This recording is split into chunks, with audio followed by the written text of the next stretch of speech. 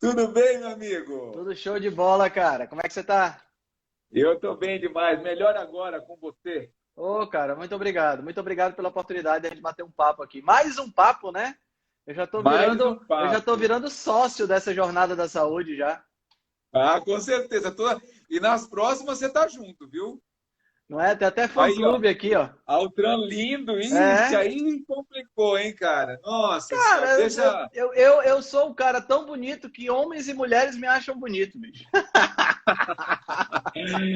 A autoestima é tudo nessa vida. É Muito bem. importantíssimo. A parte mais importante é a autoestima.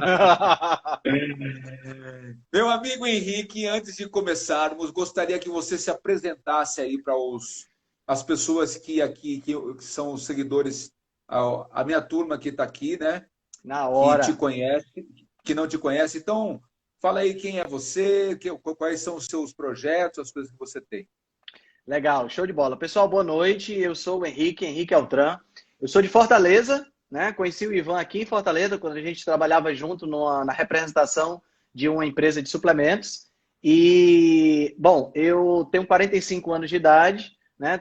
Sou acadêmico de nutrição, estou no quinto semestre de nutrição. E eu já estudo essa parte de nutrição há mais de 25 anos, né? Então é uma experiência que eu já adquiri há muito tempo, não só na questão da nutrição, mas também em ajudar as pessoas no controle de peso, nessa coisa toda. Em 2017, eu literalmente comecei a pensar fora da caixa na nutrição e comecei a expandir meus horizontes e mudar completamente de paradigma. Uma coisa que eu costumo sempre falar, Ivan, é que o peixe, quando nasce no aquário, ele não sabe que está no aquário, né? Ele só sabe quando ele é colocado no oceano. Então, em 2017, eu fui colocado num oceano e, de repente, eu me vi diante de fatos e de estudos e de muita coisa que passaram a fazer uma certa dicotomia na minha cabeça, porque eu achava que nutrição era 65% carboidrato, que se eu não comesse carboidrato eu não ia conseguir fazer musculação, que o meu cérebro ia ficar sem funcionar e por aí vai.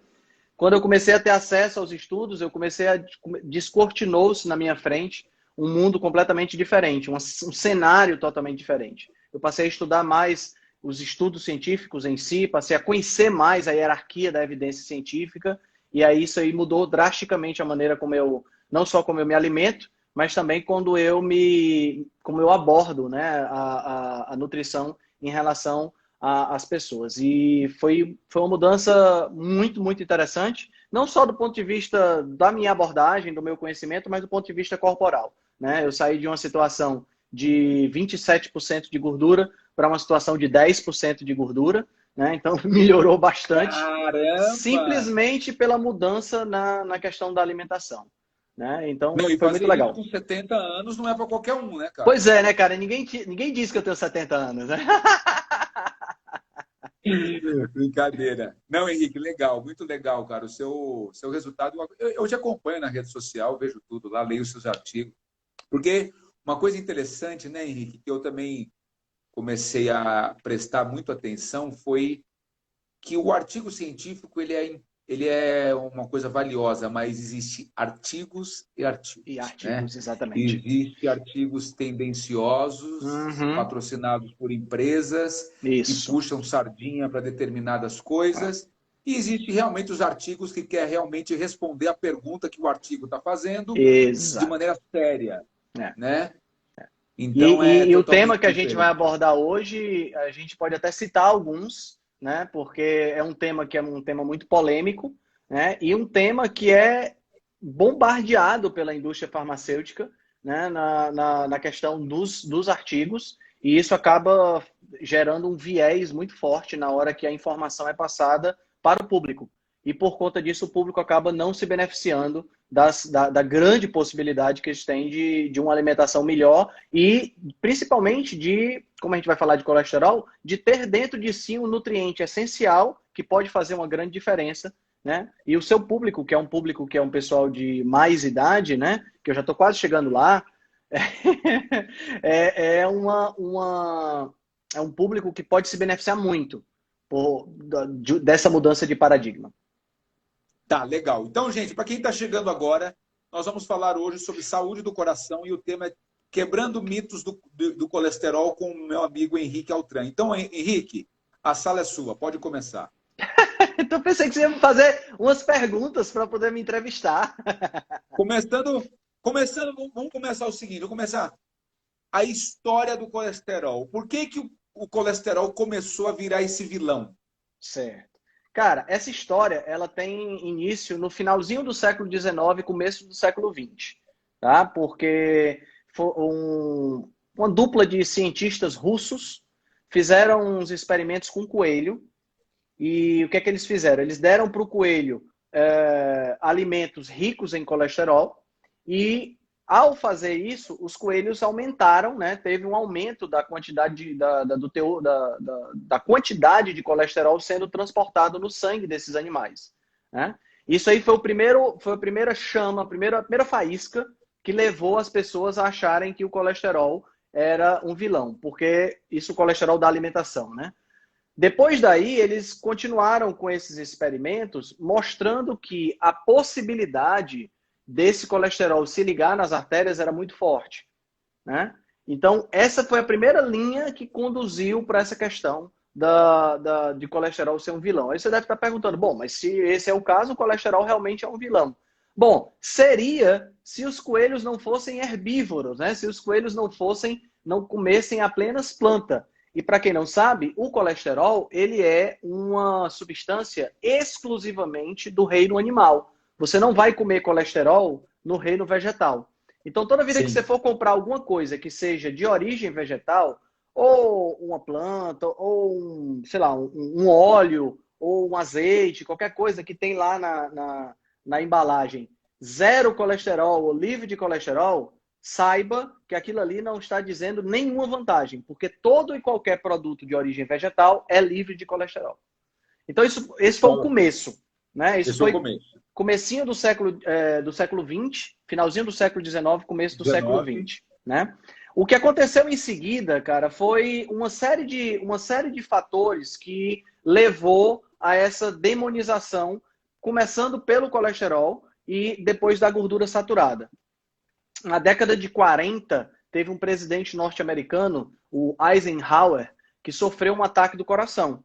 Lá nos Estados Unidos, a instituição presidencial é uma coisa muito séria, né? Uma coisa que é levada muito é levada muito ao pé da letra. Assim, o presidente ele está representando realmente uma nação. Então, quando esse cara teve um ataque do coração, isso foi tipo um apelo muito grande para saber o que é que estava acontecendo. As doenças cardiovasculares estavam em ascensão, né? Então estava começando a haver um aumento da prevalência de doenças cardiovasculares, e os cientistas não sabiam o que fazer. E o presidente, a figura mais importante daquele país, sofreu um ataque do coração. Ninguém nunca desconfiou dos 3 maços de cigarro que ele fumava por dia.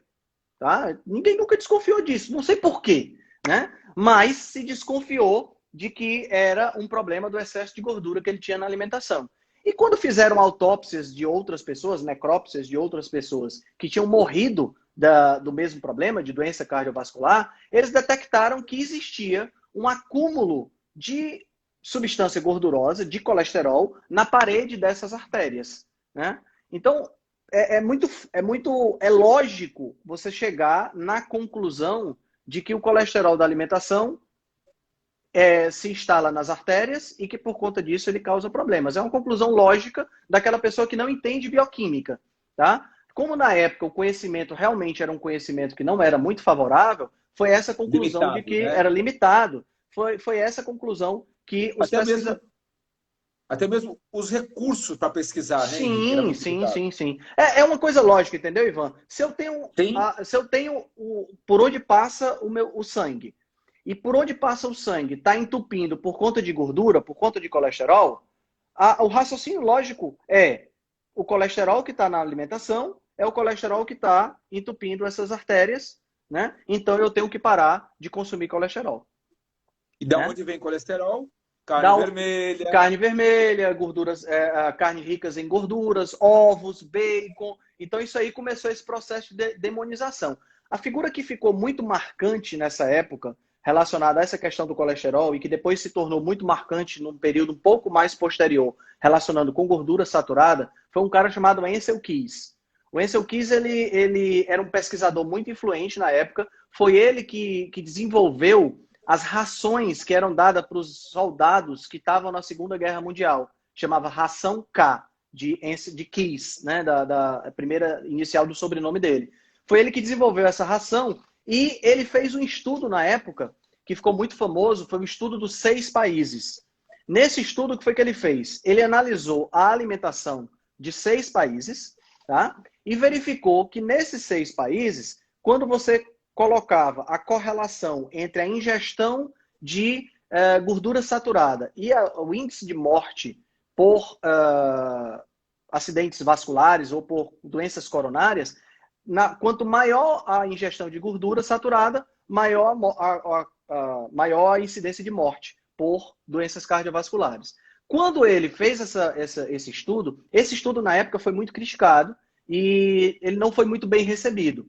Mas ele tinha uma característica muito interessante, tá? Ele era uma pessoa extremamente persuasiva, ele era uma pessoa que era focado realmente nessa questão, e não só isso. Além de ser uma pessoa extremamente persuasiva, ele era uma pessoa muito influente. Então, ele tomou aquele fracasso pessoal para ele mesmo e resolveu aprofundar nessa questão. Tá? Então, não existia ainda a ideia de ensaios clínicos randomizados em nutrição. O máximo que se fazia era ensaios randomizados com bicho. Né? Agora, e ele Henrique, o que é, para quem não sabe aqui, o que é ensaio randomizado? Vou já falar. O que existia na época eram os estudos epidemiológicos, que hoje ainda são muito utilizados, mas que eles não levantam uma relação de causa e efeito. Os ensaios clínicos randomizados são experimentos onde você pega 2 grupos, vamos imaginar, você vai experimentar o efeito de uma determinada substância na saúde dos ratos. Então você pega lá 100 ratos, divide em 2 grupos, 50 ratos vão usar a substância e os outros 50 não vão usar a substância. Estou simplificando aqui ao máximo. Tá? Claro. Depois eu vejo quantos ratos morreram que não usaram a substância, quantos ratos morreram dos que usaram a substância, e aí eu tenho como saber se aquela substância é uma substância que faz mal ou não. Falando assim, Ivan, é um experimento muito simples, porque com rato eu posso controlar o exercício físico, eu posso controlar a alimentação, eu posso controlar a ingestão de água, eu posso controlar a luminosidade, eu posso controlar tudo. Mas quando se fala com o ser humano, é diferente, porque eu não posso pegar ser humano e tratar que nem rato. Né? Então a coisa fica... Exatamente. Fica um pouco complicado. Pega trânsito. Fica muito complicado. Fica muito complicado de fazer isso. Então, na época se usava muito, hoje ainda é usado, mas hoje já se tem ensaios clínicos, alguns desenhos de ensaios clínicos com seres humanos.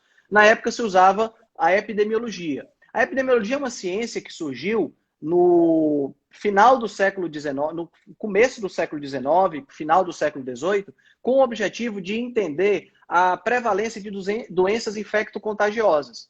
O caso mais claro de epidemiologia foi aquele do cólera, que surgiu na Inglaterra, que eles, através da análise das pessoas que pegavam o cólera, eles conseguiram chegar a um poço que estava contaminado com a bactéria. Isso numa época onde não se sabia que era a bactéria que causava o cólera. Então, isso foi um estudo epidemiológico que teve esse viés, né? Que conseguiu entender essa questão. Então, como é que fazia o estudo? Eu chegava no país, fazia uma parceria com alguns pesquisadores de lá e entregava para esses pesquisadores um questionário de frequência alimentar, onde esse questionário tinha 100, 150 questões perguntando como é que a pessoa se alimentava. Esses questionários são muito questionáveis, né? Porque, será que a gente consegue lembrar com plena certeza o que nós comemos há 2 dias atrás? E se eu perguntar 1 mês atrás? Frequência de uso. Quantas vezes por semana você come queijo? 1 a 2? 3 a 4? 5 a 6? 7 a 8? É muito confuso esses questionários. E até a elaboração do questionário ela pode ser enviesada. Nesse caso, o que aconteceu foi o seguinte. O Ansel Keys fez a pesquisa dele com 22 países. E escolheu somente os países que interessavam a hipótese dele. Então, assim, é muito fácil você provar qualquer coisa, né? Muito fácil.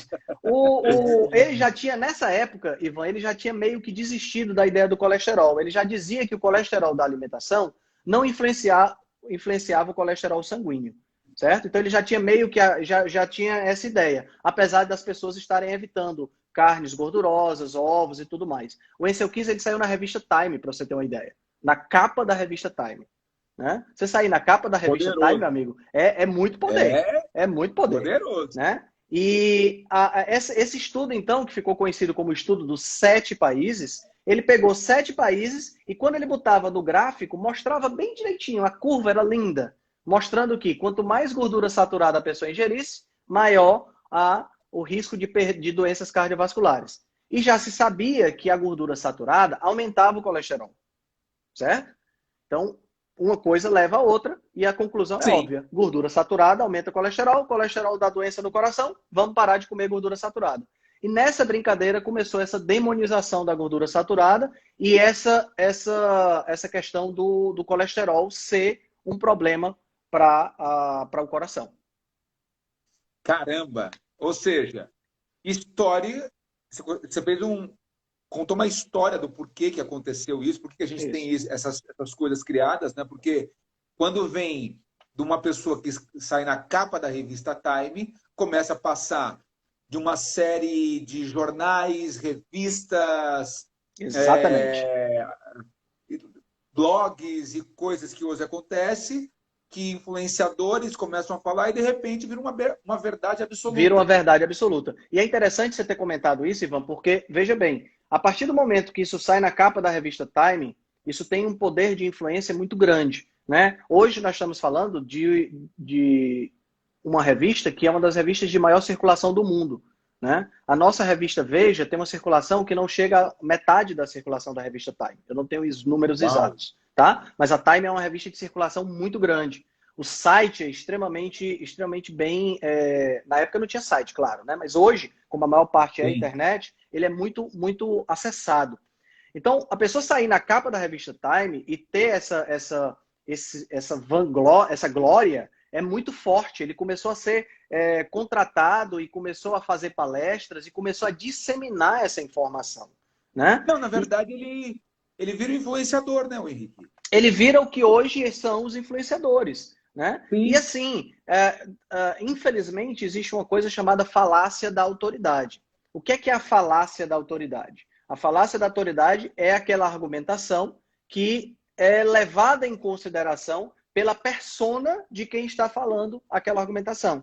Então, o cara tem um jaleco branco, o cara é formado não sei aonde, ou saiu na capa da Time, tá entendendo? E por conta disso, ele tem poder de influência. É mais ou menos o que aconteceu há, sei lá, um mês atrás, quando a Anitta falou, a Anitta cantora, falou que, ela falou com essas palavras, que peido de vaca causava efeito estufa.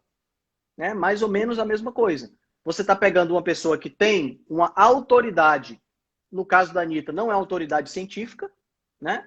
Mas por conta dessa autoridade, as pessoas passam a repetir as palavras que ela fala. Né? Então isso chama-se falácia da autoridade. E aí vira uma verdade absoluta. Vira uma verdade. E as pessoas nem sabem o porquê que vem a verdade. Né? Exatamente. Porque veja bem. A dos macaquinhos lá que entra na cela lá e toma uns tapas, que não vai ao caso eu falar isso agora, e depois a gente pode pesquisar isso, mas, ou seja, o macaco que está lá, que entrou por último, está batendo, nem sabe o porquê. Exatamente. Você gera um paradigma dessa forma. Né? E uma outra coisa importante também, cara, é quando a gente fala em termos de metodologia científica. Num experimento, quando você elabora um experimento, o objetivo do experimento é refutar a sua hipótese. Então, por exemplo, eu tenho um experimento que eu quero saber se um determinado alimento me causa flatulência. Então, esse experimento tem que ser desenvolvido para provar que o alimento não causa flatulência. E não para provar que ele causa. Porque quando eu coloco, eu tenho que provar a hipótese nula, entendeu? Porque se eu jogar um experimento para provar aquilo que eu estou pensando, eu tenho uma tendência natural, esse viés de levar o desenho do experimento para provar aquilo que eu estou querendo. Que foi exatamente o que o Ansel Keys fez. Tá entendendo? Foi exatamente o que ele fez. E a partir dele, vários outros experimentadores fizeram. E aí o que acontece? Aí você começa a ter as influências políticas e as influências econômicas. você tem a Associação Americana do Coração, a AHA, AHA, que começa a receber incentivos, vamos usar incentivos aqui entre aspas, né? Começa a receber grana, patrocínio de grandes empresas para fazer determinados estudos, né? Então, por exemplo, nessa época, onde se acreditava que o colesterol aumentando dava problema, começou-se a se perceber que os óleos vegetais, óleo de soja, óleo de milho, óleo de canola, o óleo de semente de algodão, o óleo de girassol, começou a perceber que esses óleos causavam uma diminuição do colesterol. Eu tô falando colesterol e não LDL, porque na época não se sabia que existiam partículas, tá certo? De LDL, Sim. HDL e tudo mais. Já a gente chega nesse Sim, período das sim. partículas. Então, causava uma diminuição do colesterol. Quer dizer, se o indivíduo substituísse a manteiga, substituísse a banha, substituísse o óleo de palma, o óleo de coco, que era muito utilizado na época porque ele se solidificava e tinha propriedades parecidas com a da manteiga. Se você tirasse esses, substituísse o sebo, que também é muito utilizado, o sebo de ruminante. Se você tirasse essas gorduras e colocasse os óleos vegetais, você tinha diminuição do colesterol. Ora, se na minha cabeça colesterol a mais causa doença do coração, mata, então se eu tiver qualquer coisa que diminua o colesterol, é boa para o coração. É um raciocínio lógico, partindo da premissa errada. Né? Estou partindo da premissa errada, mas é um raciocínio lógico. Veja bem, isso que eu acabei de falar chama-se desfecho secundário.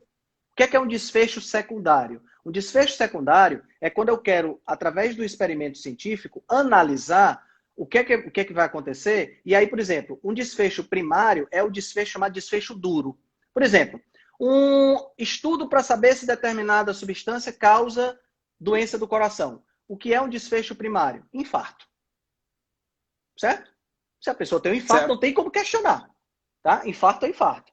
Agora, se eu tenho um marcador de infarto, de possibilidade de infarto, então esse é um desfecho secundário. A pessoa ainda não teve um infarto. Ela aumentou o marcador.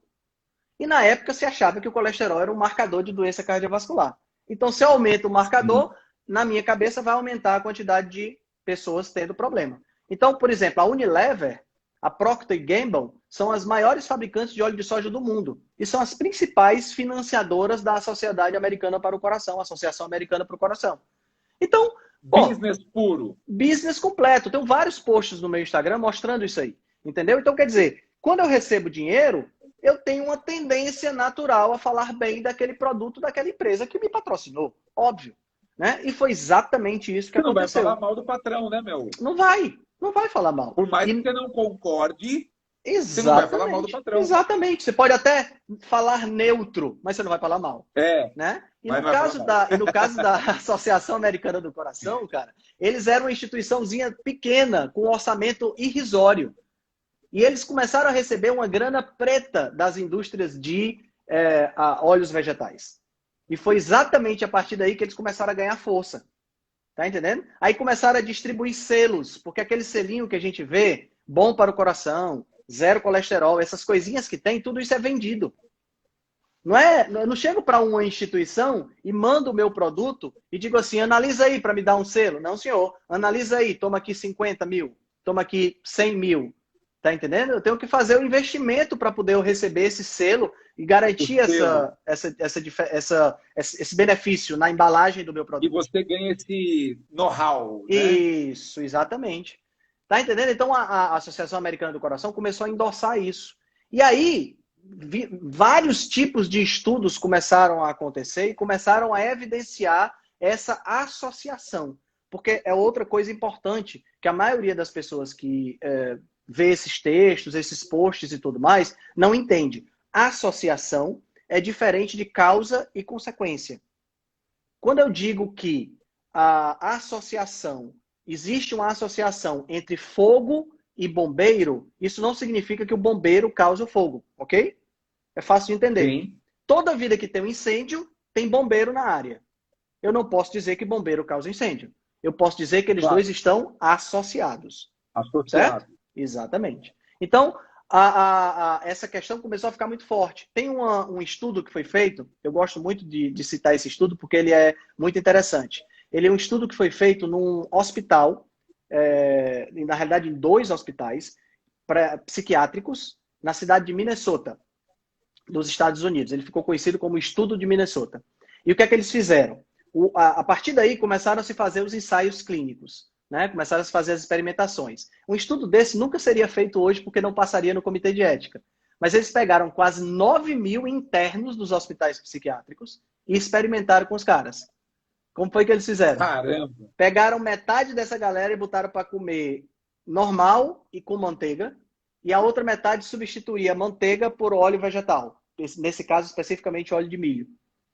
E analisaram o que é que aconteceria. Né? E realmente o colesterol das pessoas que estavam usando o óleo de milho baixou. Aí você pode dizer, porra, então, Henrique, tu tá falando besteira. Se o colesterol baixou com o óleo de milho, então o óleo de milho é bom. Mas aqui vai a coisa interessante. Enquanto as pessoas estavam morrendo, as pessoas que usaram o óleo de milho estavam morrendo menos do coração, estavam morrendo mais de câncer. Estavam morrendo mais de infecções respiratórias. Então a mortalidade ficou a mesma. Esse estudo é interessante porque ele mostra exatamente essa questão do poderio político. Esse estudo foi idealizado e foi executado na década de 70 e ele só teve a sua publicação na década de 80 com algumas nuances e resultados ocultos que só foram descobertos em 2012.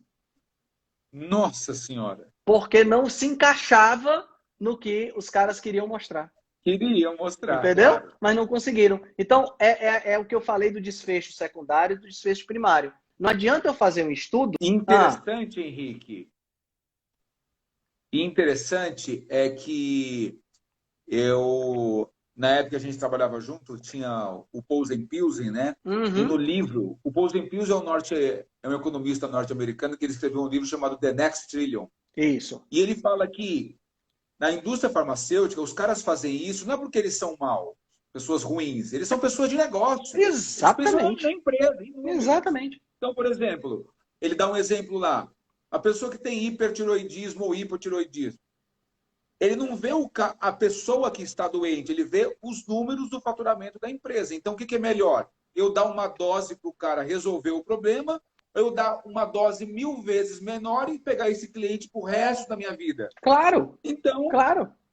É isso, é negócio. É negócio. Então, isso, negócio. É tá? negócio. Agora, Henrique, quais são, especificamente aqui, para a terceira idade, o pessoal que está aqui, hoje boa parte da turma que está aqui, os meus seguidores, quais são os danos desse pavor que fizeram em relação ao colesterol que está causando para as pessoas hoje? Certo. Então vamos lá. Do envelhecimento saudável. Vamos fazer a conexão então. A gente já entendeu por que o colesterol foi demonizado, né? Agora vamos entender por que ele não é o vilão, tá? Sim. Porque é importante. A gente entendeu por que ele é. Agora vamos entender por que ele não é o vilão. Existe uma cidade norte-americana chamada Framingham. Essa cidade ela é objeto de um estudo que já dura quase 50 anos, tá? Em Framingham, acho que se eu não me engano já está na 3ª geração de pessoas que são analisadas e é o estudo mais longo que existe com relação ao colesterol. E o que é que aconteceu na cidade de Framingham? E, consequentemente, a gente pode extrapolar para uma boa quantidade de pessoas, os dados estatísticos são muito, muito fortes. Quando eles começaram a fazer análise, eles perceberam que pessoas que tinham uma maior taxa de colesterol tinham mais doenças do coração. Aí eles descobriram que existia 3 tipos de partículas que circulam com colesterol no nosso corpo, que as pessoas conhecem. O VLDL, o LDL e o HDL. Eu vou descrever já o que é que cada um. Depois, o que aconteceu? Depois que eles tiveram esse conhecimento, eles começaram a desmembrar.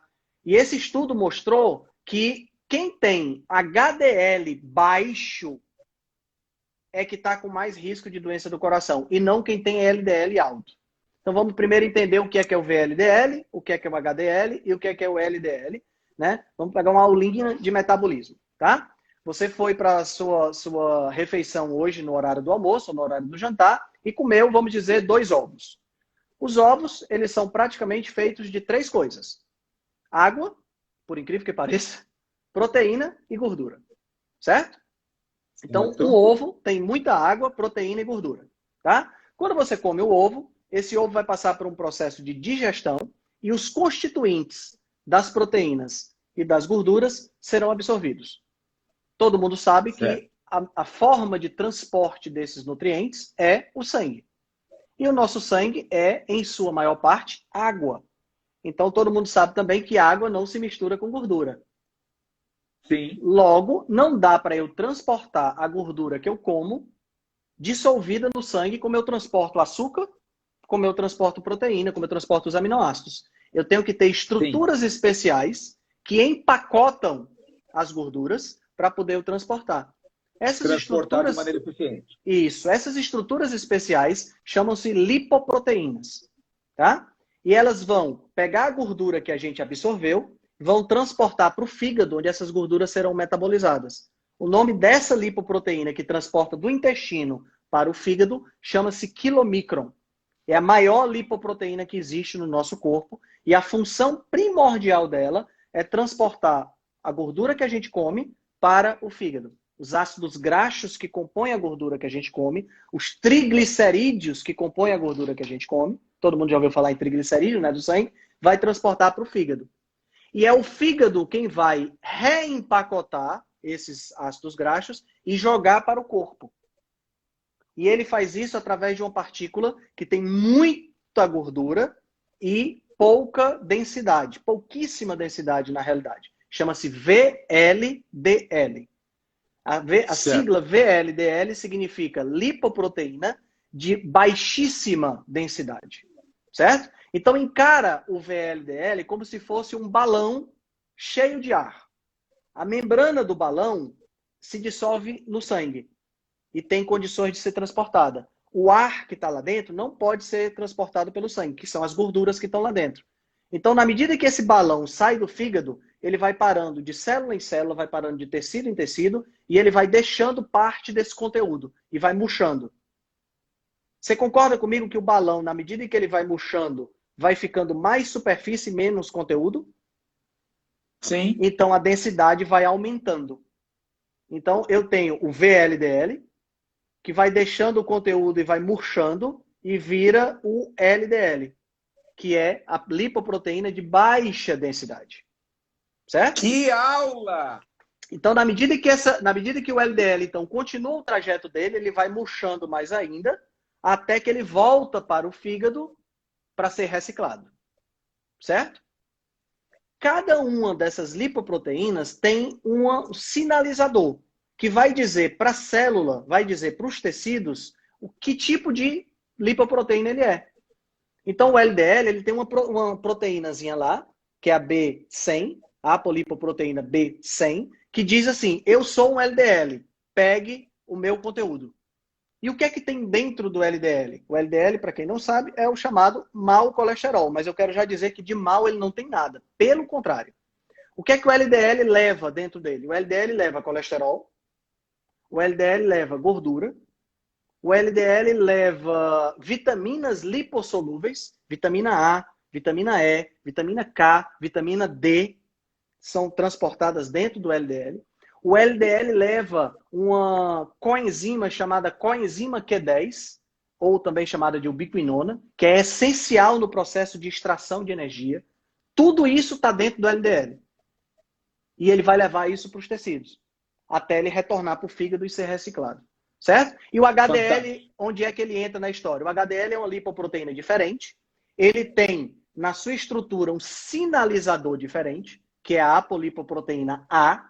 E esse sinalizador diz o seguinte, eu sou HDL, eu estou aqui para rapar todo o colesterol que sobrou. Então, um HDL vai passando nos tecidos e vai raspando o colesterol que sobrou e que não foi utilizado pelas células. E vai fazendo o que nós chamamos de transporte reverso de colesterol. O LDL leva, o HDL traz de volta para o fígado. E esse joguinho fica o tempo todo. Certo? Muito bem. Certo. Então agora vamos entender o que é que o LDL faz. Né? O LDL, por transportar essas substâncias, ele tem uma grande função dentro do nosso corpo. Eu vou dizer só algumas. Ele transporta colesterol, certo? Dentro dele tem colesterol que é transportado. Esse colesterol que é transportado pelo LDL, ele é responsável por ser a matéria-prima dos hormônios sexuais. Ou seja, você e eu somos homens e as mulheres que estão nos assistindo são mulheres por conta dos hormônios sexuais que nós produzimos. E nós só produzimos esses hormônios porque a gente tem colesterol. Se a gente não tiver colesterol, a gente não produz esses hormônios. Então já começa, a importância já começa por aí. Já certo? Começa daí. Muito bem. Para você ter uma ideia, 70% de todo o colesterol que tem no meu corpo está no meu cérebro. A maior parte do colesterol do corpo está no cérebro. Então, se você não tem colesterol, você tem problemas no cérebro. Vai anotando essas coisas, porque isso tem muito a ver com os efeitos colaterais das estatinas, que nós vamos falar mais lá na frente. Certo? Tá. Então, até agora, transporte de colesterol para a fabricação de hormônio, transporte de colesterol para o cérebro, transporte de gorduras como fonte de combustível. Todo mundo que está assistindo essa live hoje ou quer perder peso ou quer se manter com o peso baixo, uma taxa de gordura legal, um abdômen sarado. Todo mundo quer isso. A única forma que tem de você fazer isso é você pegando a gordura que está armazenada e consumindo essa gordura. Quando ela sai da célula de gordura, ela pode sair de duas formas. Ela pode sair como uma gordura livre, que vai ser transportada pelas proteínas do sangue, mas ela também pode sair na forma de gordura que vai ser transportada por LDL. O fígado é quem faz esse processo, certo? Então ele também transporta combustível para o meu corpo.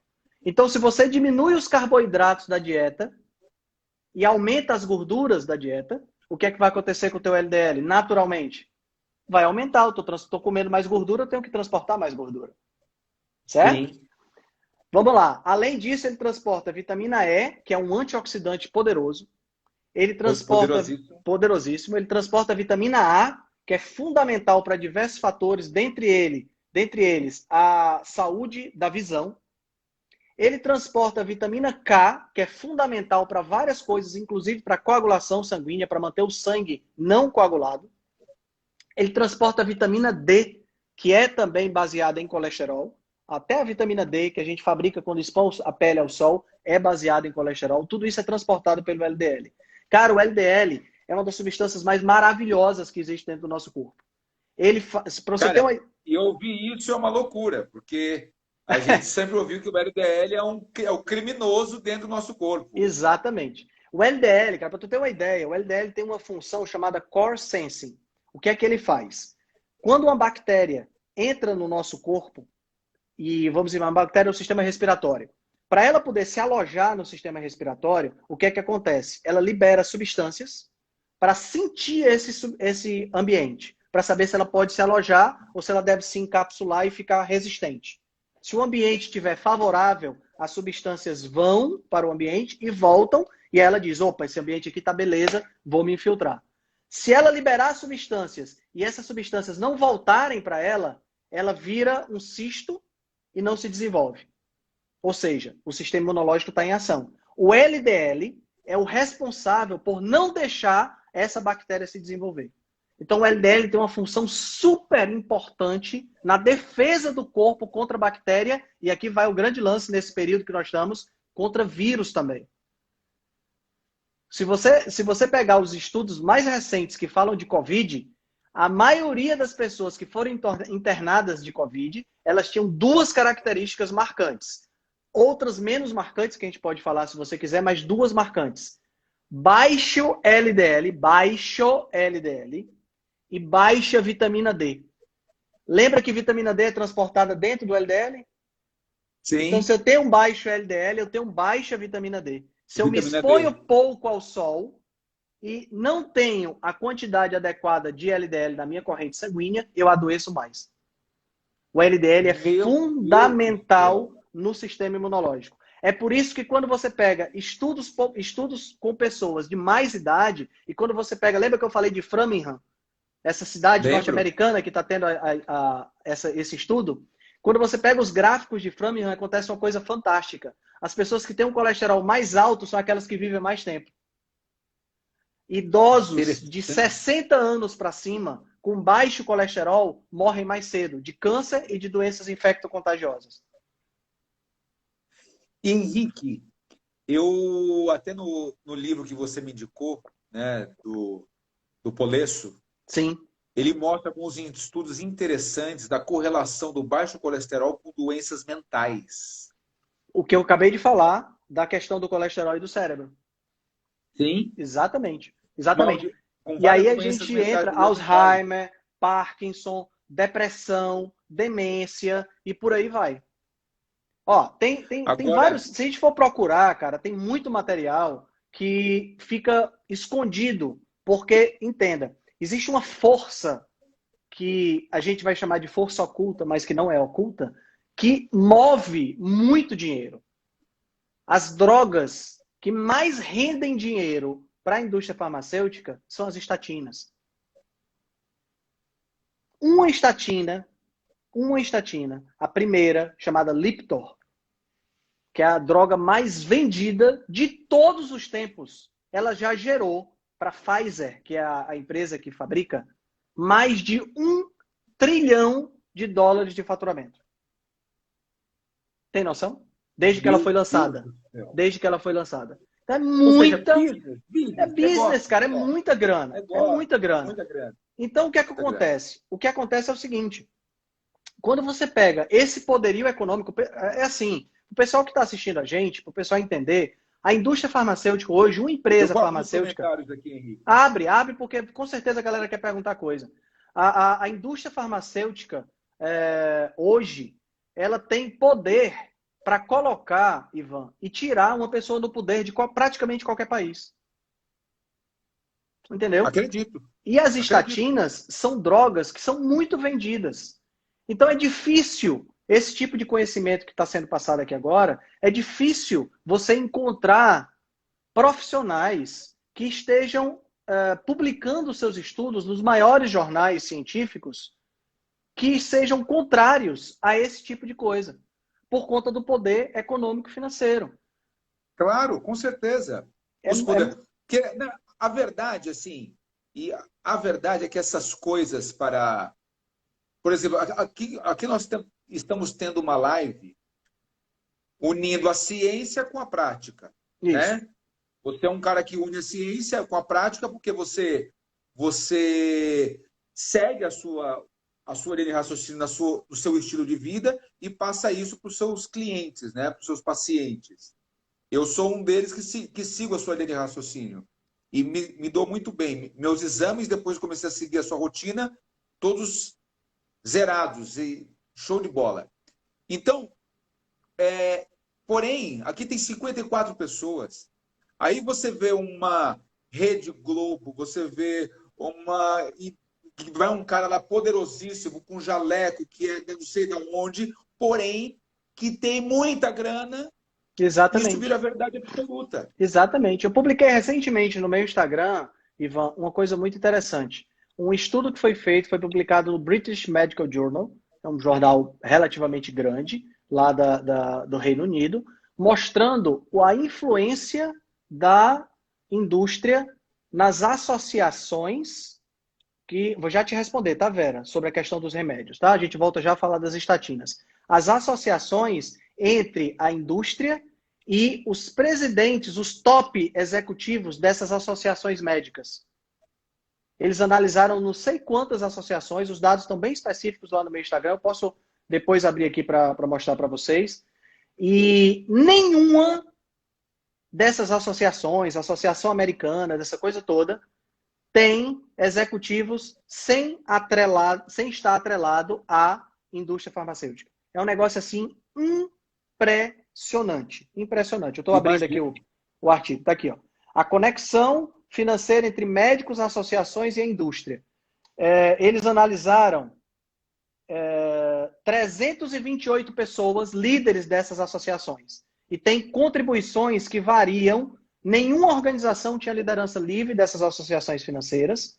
Dos 293 que eram médicos, 80% tinha conexão financeira. Os pagamentos é assim: 129 milhões para pagamentos gerais, era 24 milhões para, 104 milhões para pesquisa, 500 mil para outros pagamentos. É só assim, essas cifras assim assustadoras, Absurda. astronômicas. Absurda. Então, quem Coisas quiser que a pode gente conferir lá no meu Instagram. Coisas que a gente numa vida inteira não ganha, o cara ganha numa negociação para aplicar um Exatamente. remédio, E a para indústria falar que o farmacêutica ela é remédio muito funciona. esperta, cara.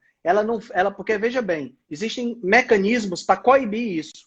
Então, a indústria farmacêutica não vai chegar para esse cara e patrocinar diretamente ele. Não. Ela vai fazer uma doação. 5 anos antes da droga que ela está pesquisando ser aprovada pelo FDA, ela faz uma doação pro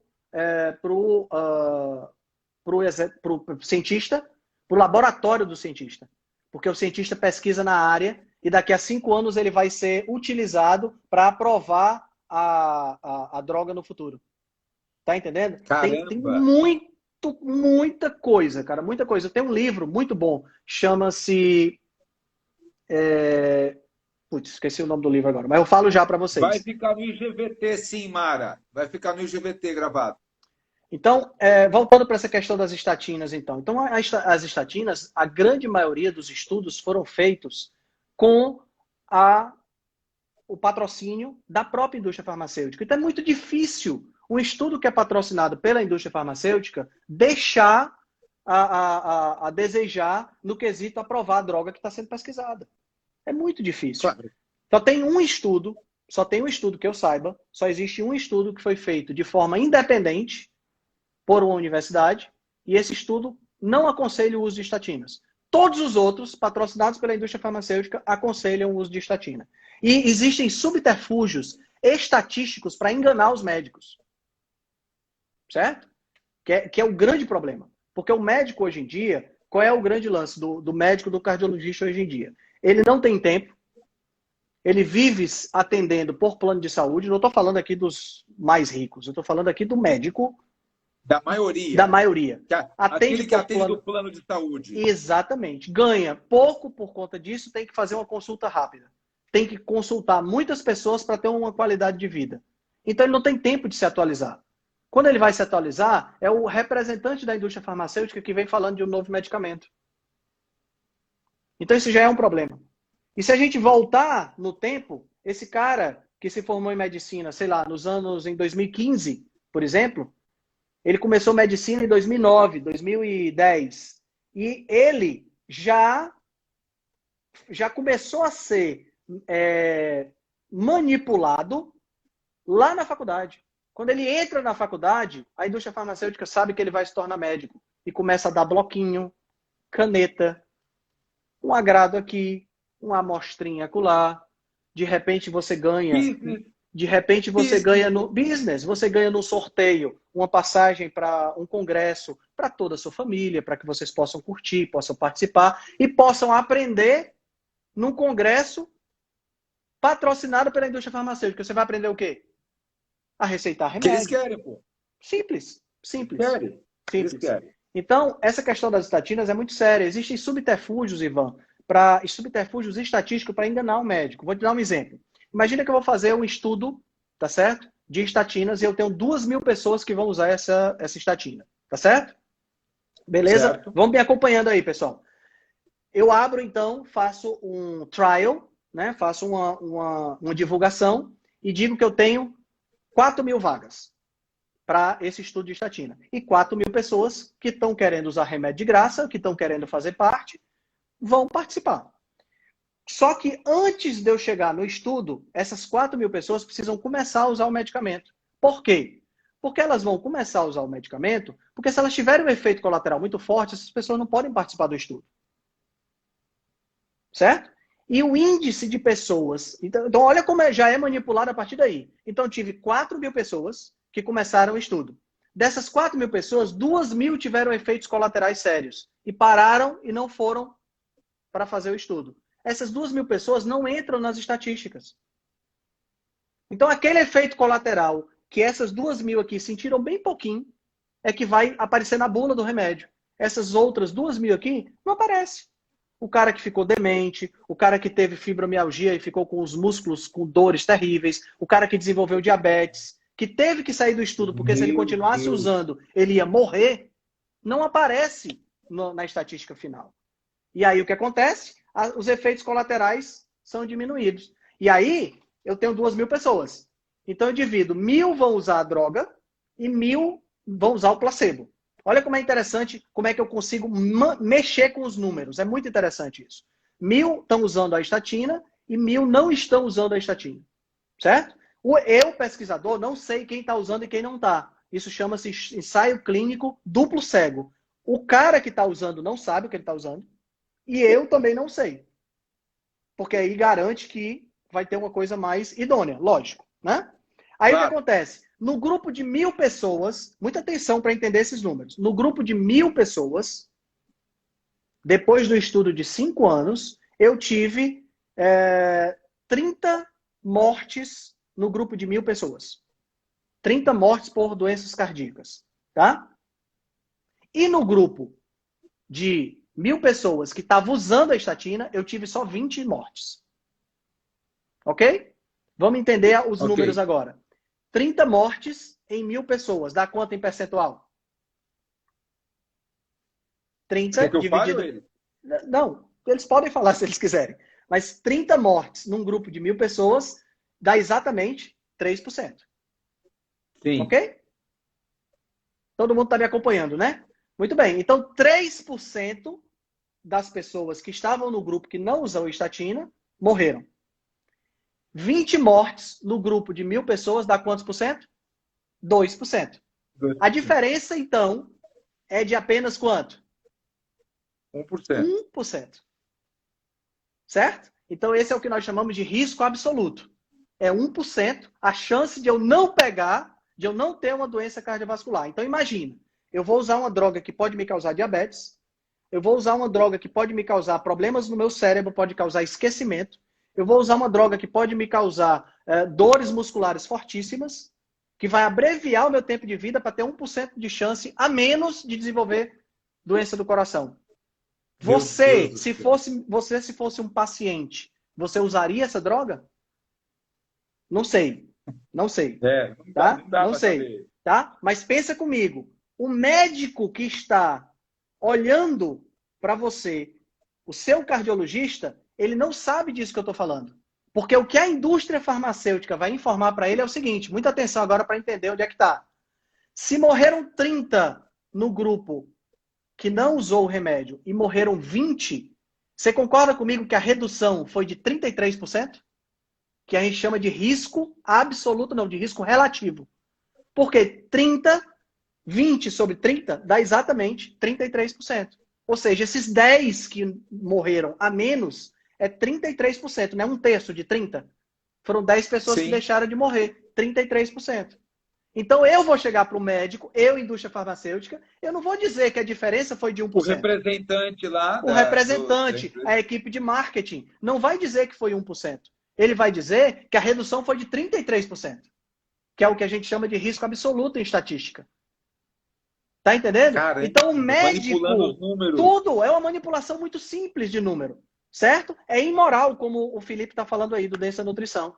Então, o médico acha que o cara não está mentindo. Não ele está só colocando de uma outra maneira. Não está. Ele está simplesmente falando um risco absoluto. Só que o médico não tem base em metodologia científica. Ele não está lá, não pesquisa. Tá entendendo? Ele está sem tempo. Ele precisa escutar aquele representante rápido para passar para o próximo paciente, senão a família dele não vai ter dinheiro para sustentar o estilo de vida dele. Então, agora veja comigo. Se eu estou na sua frente, eu sou o cardiologista, você é meu paciente, e eu chego para você que você tem 1/3 de chance de não ter ataque do coração, você diz, doutor, eu quero esse remédio. Porque claro. 1/3 é 33%. É muito melhor do que 1%. Entendeu? Com certeza. Só que essa decisão não está sendo informada da forma correta. Eu estou informando algo equivocado para o paciente. Quando eu informo, porque é muito mais fácil eu dizer assim, se você não tomar esse remédio, você vai morrer. Henrique, vai cair a live. Já? Já. Para variar. Nunca dava para fazer em uma. Gente, ó, daqui 30 segundos vai cair a live. Eu vou deixar essa gravada e vou abrir outra para a gente começar e continuar o papo aqui com o Henrique, de bola. Tá bom? Tá bem. Pra gente entrar aqui de novo. Vamos lá. Grava já mesmo, a gente volta de novo. Entra aí de novo. Valeu. Vamos lá.